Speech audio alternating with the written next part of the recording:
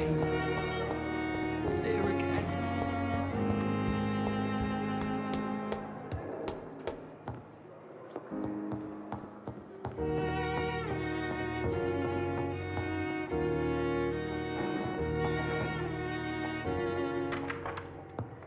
Please, Jonathan, come in. Fascinating, is it not? In the last decade, so many mysteries have been brought to light with our microscopes. The human body, biology's penultimate frontier. The more we explore its boundaries, the less we're able to trace a clear line between life and death.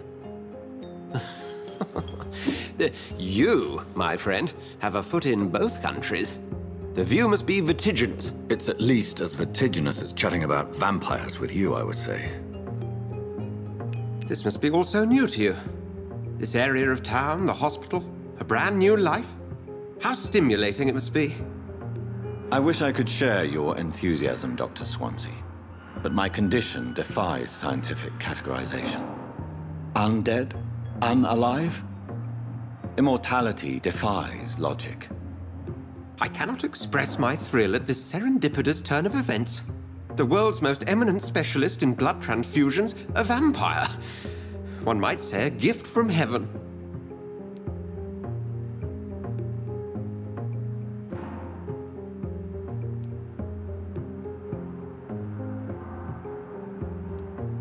There is an absurd poetry to my situation. Physician, heal thyself. Forgive me. I've been an admirer of your work for a long time, and now you are so much more than a brilliant physician. And please, call me Edgar.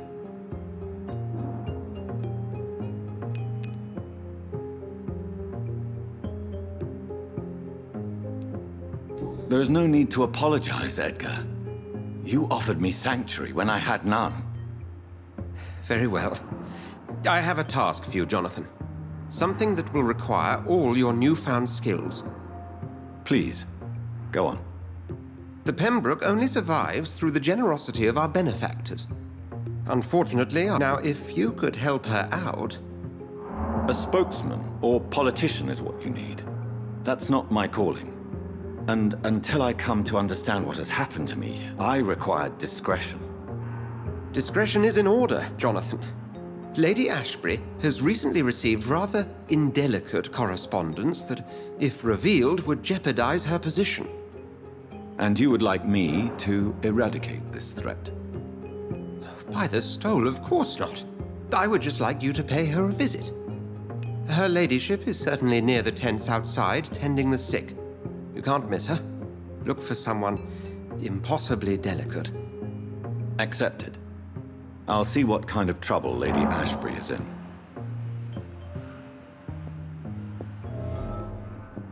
Do you need something, Jonathan?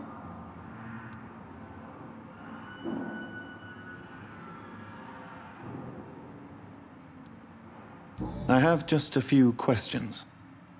Then ask away. I'm at your service, Doctor.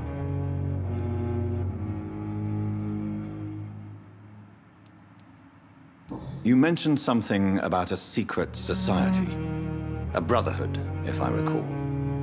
Could you elaborate? Certainly. I've been a member of the Brotherhood of St. Paul's Stole for several years. We are pledged to monitor and report vampire activity in England as impartial scientific observers.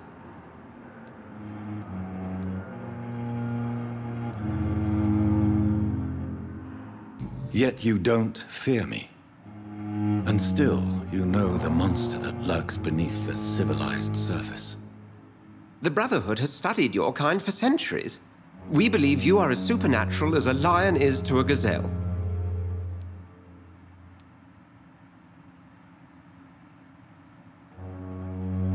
That explains your nightly wanderings about the docks and the questions you ask.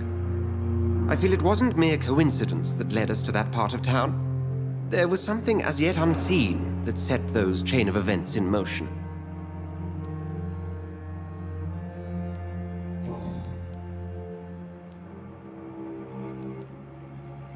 The man we pursued and slew in the canning factory, William Bishop, I believe.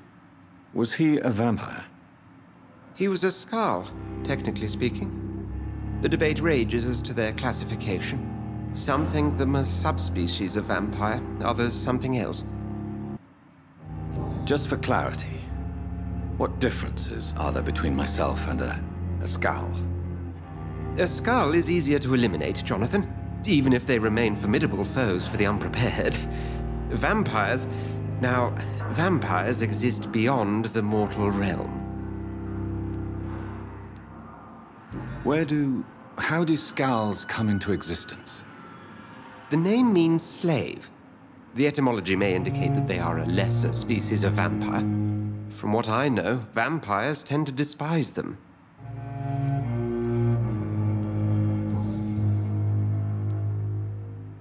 Since you seem quite the expert on vampires, what could you tell me about my condition and how it came about? As men of science, our first step is always to start with what we know. Forget the myths, the hackneyed scrawlings, and the penny dreadfuls. They do not scratch the surface of the truth you now find yourself in.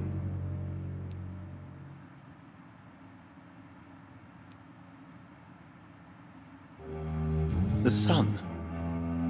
The morning following my transformation. Its rays burned me. There was pain, smoke, and my skin blackened. You will find there is very little that can kill a vampire, my friend. You have been offered relative immortality. The sun will most certainly hurt you, leaving you weakened and damaged, but it will not destroy you. Must I take a life to live? You are a vampire. You feed, and blood is the sole sustenance that can sustain your immortal frame. And only a living creature contains the nourishment you require. Since I'm the one working for you, what should I know about Pembroke Hospital? Well, for many years, we have been the only medical facility in this part of town that people can rely on. We support the community here, as well as provide health care.